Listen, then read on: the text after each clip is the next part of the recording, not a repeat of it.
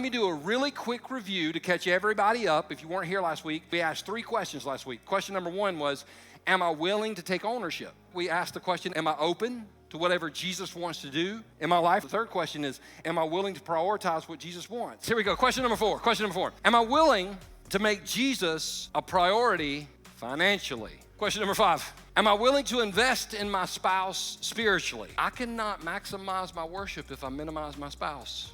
I'm just telling y'all what God's teaching me. Jesus won't let me worship and he won't let me preach unless I get my apology in. So 9:15, sometimes I'll be like, oh, I can't believe she said that. The first song will start and Jesus will be like, hey, hypocrite, you need to apologize. Well, she started.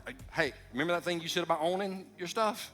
Own your stuff and shut up. Yes, sir. Let me just kind of throw some general questions at you that you can ask your spouse that could start a really good spiritual conversation. What is your favorite worship song right now? Now, the reason I put in right now is because for me, it changes. And then when they tell you, here's a follow-up question.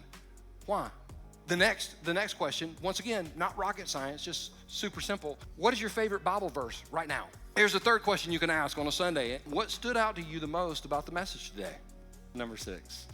Am I willing to fight for my marriage, or am I okay settling for just fighting in my marriage? Question number 7. Am I willing to take my next step?